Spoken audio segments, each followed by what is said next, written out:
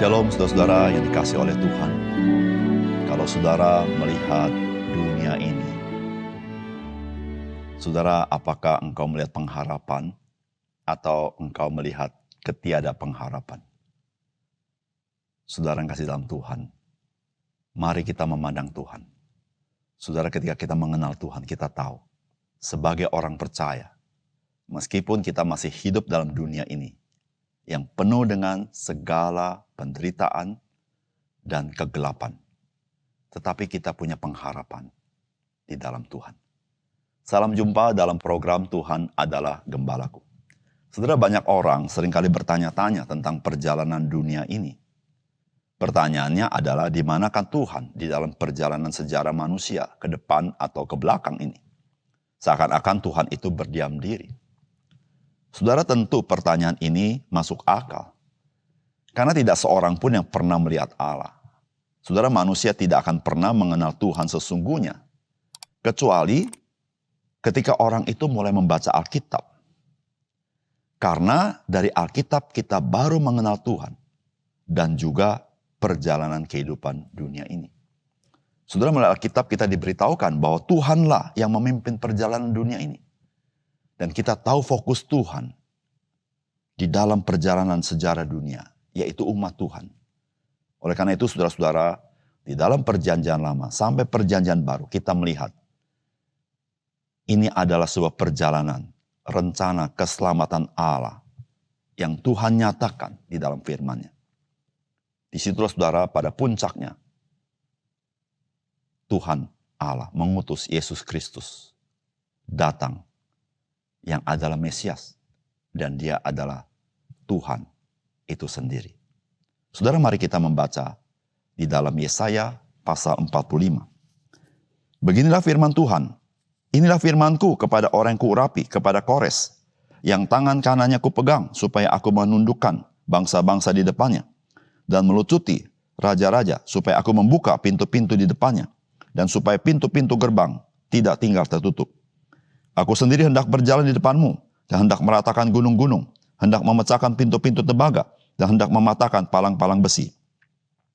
Aku akan memberikan kepadamu harta benda yang terpendam, dan harta kekayaan tersembunyi, supaya engkau tahu bahwa akulah Tuhan Allah Israel, yang memanggil engkau dengan namamu, oleh karena hambaku Yakub dan Israel pilihanku.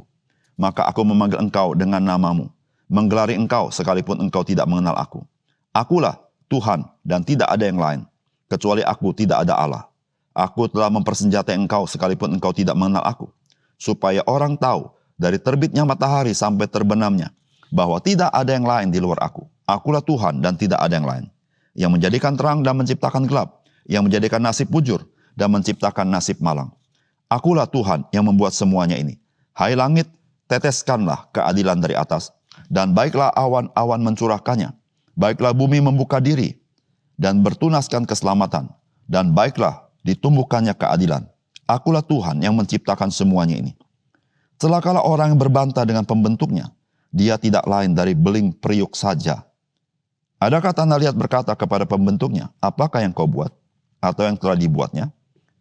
Engkau tidak punya tangan. Celakalah orang yang berkata kepada ayahnya, apa yang kau peranakan, dan kepada ibunya, apakah yang kau lahirkan? Beginilah firman Tuhan yang Maha Kudus Allah dan pembentuk Israel. Kamukah yang mengajukan pertanyaan kepadaku mengenai anak-anakku, atau memberi perintah kepadaku mengenai yang dibuat tanganku? Akulah yang menjadikan bumi dan yang menciptakan manusia di atasnya. Tangankulah yang membentangkan langit, dan akulah yang memberi perintah kepada seluruh tentaranya. Akulah yang menggerakkan Kores untuk maksud penyelamatan, dan aku akan meratakan segala jalannya. Dialah yang akan membangun kotaku, dan yang akan melepaskan orang-orangku yang ada dalam pembuangan, tanpa bayaran dan tanpa suap, firman Tuhan semesta alam.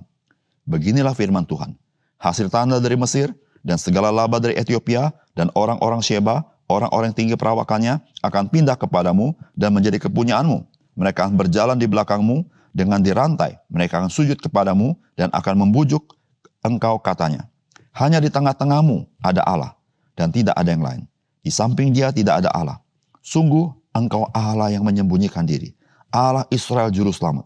Tetapi tukang-tukang berhala harus mundur dengan penuh noda. Semuanya akan mendapat malu dan kena noda juga. Sedangkan Israel diselamatkan oleh Tuhan dengan keselamatan yang selama-lamanya. Kamu tidak akan mendapat malu dan tidak akan kena noda sampai selamanya dan seterusnya. Sebab beginilah firman Tuhan yang menciptakan langit. Dialah Allah yang membentuk bumi dan menjadikan dan yang menegakkannya. Dan ia menciptakannya bukan supaya kosong, tetapi ia membentuknya untuk didiami. Akulah Tuhan dan tidak ada yang lain. Tidak pernah aku berkata dengan sembunyi atau di tempat bumi yang gelap. Tidak pernah aku menyuruh keturunan Yakub untuk mencari aku dengan sia-sia. Aku Tuhan, selalu berkata benar, selalu memberitakan apa yang lurus. Berhimpunlah dan datanglah, tampillah bersama-sama, hai kamu sekalian yang terluput di antara bangsa-bangsa. Tiada berpengetahuan orang-orang mengarak patung dari kayu, dan yang berdoa kepada Allah yang tidak dapat menyelamatkan. Beritahukanlah dan kemukakanlah alasanmu. Ya, biarlah mereka berunding bersama-sama. Siapakah yang mengabarkan hal ini dari zaman purbakala dan memberitahukannya dari sejak dahulu? Bukankah aku Tuhan? Tidak ada yang lain. Tidak ada Allah selain daripadaku. Allah yang adil dan juru selamat, tidak ada yang lain kecuali aku.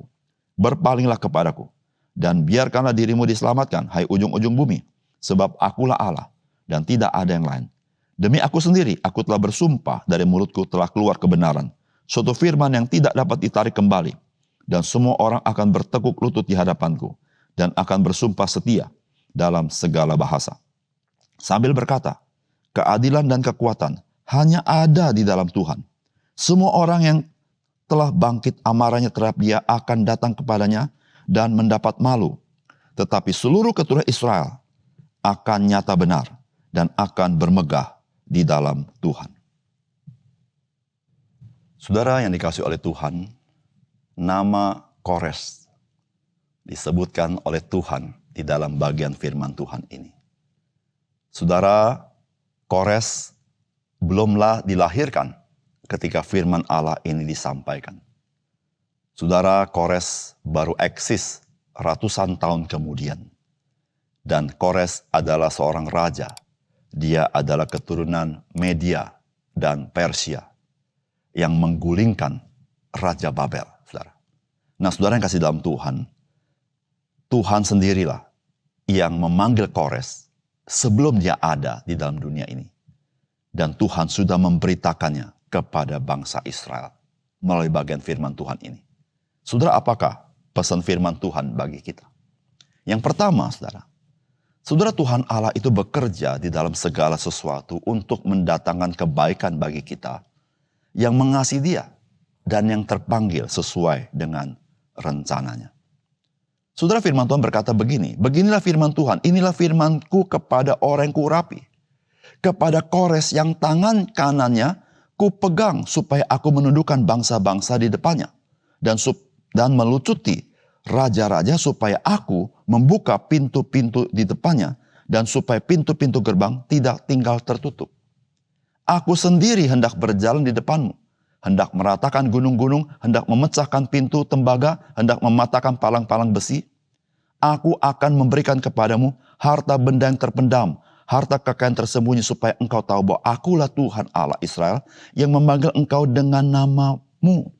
Oleh karena hambaku Yakub dan Israel, pilihanku, maka aku memanggil engkau dengan namamu, menggelari engkau, meskipun sekalipun engkau tidak mengenal aku. Saudara, ini luar biasa firman Tuhan ini, saudara. Saudara, Tuhan memanggil Kores.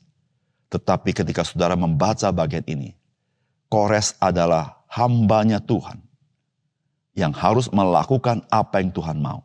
Dan Tuhan berkata bukan Kores yang berbuat. Tetapi Tuhan berkata aku, dan aku. Saudara, saudara, mengapa Allah memanggil Kores, seorang yang tidak mengenal Tuhan? Tuhan berkata, karena Yakub pilihanku. Karena Yakub umatku.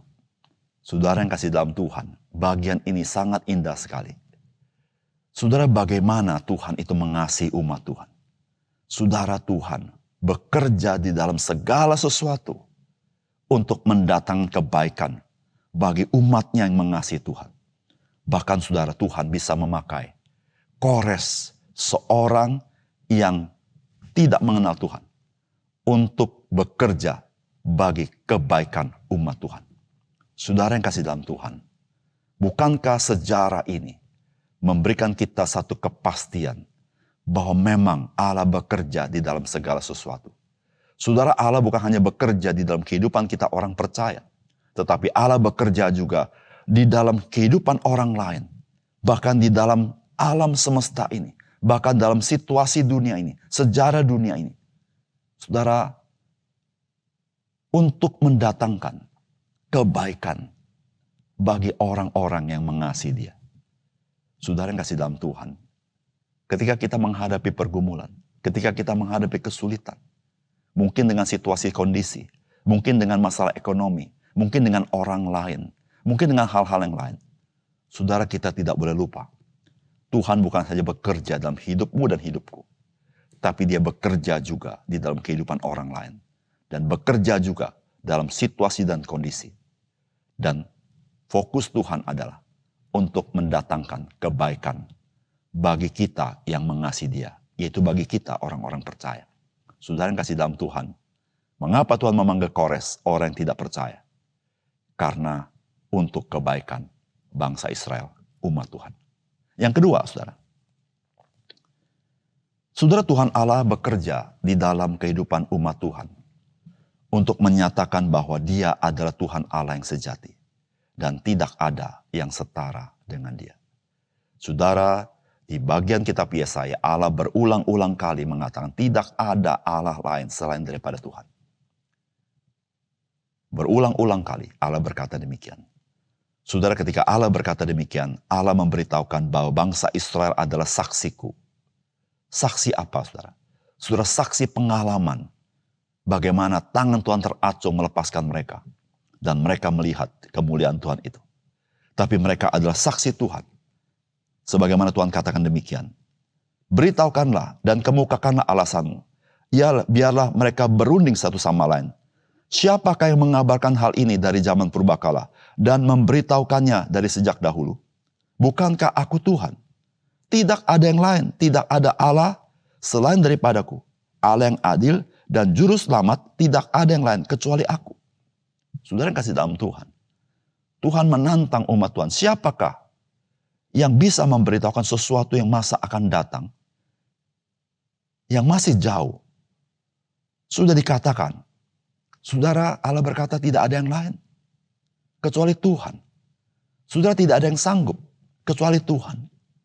Oleh karena itu, saudara, Tuhan berkata, berpalinglah kepadaku. Di ayat ke-22.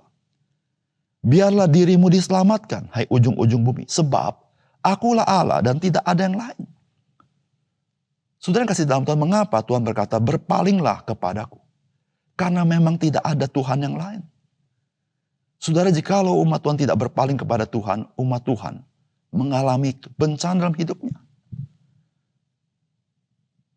Saudara, umat Tuhan sudah tahu bahwa Tuhanlah yang menyampaikan perkara-perkara masa akan datang begitu jauh.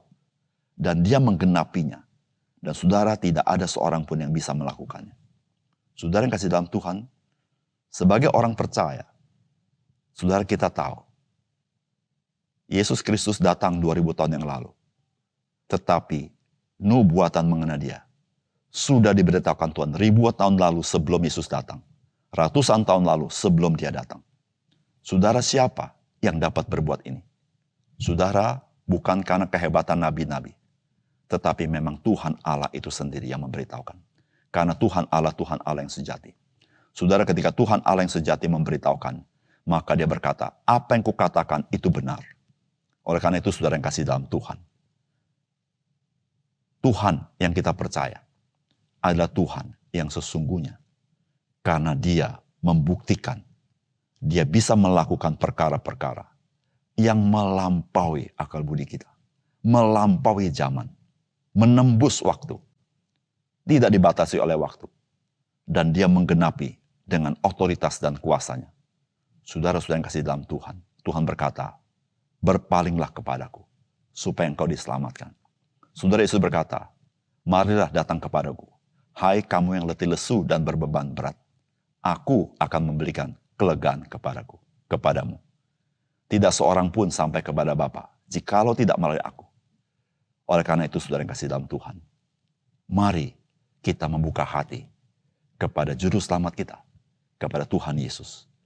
Karena Tuhan memberitahukan, tidak ada seorang pun yang sanggup berbuat sama seperti apa yang dia lakukan. Mari kita berdoa. Bapa surga, terima kasih untuk firman Tuhan yang kami dengar. Biarlah kami boleh membuka hati kami.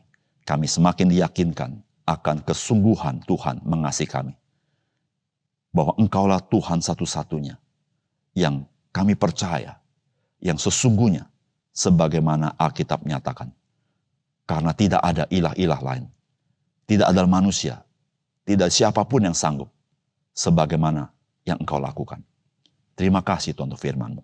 Dalam nama Tuhan Yesus kami berdoa. Amin.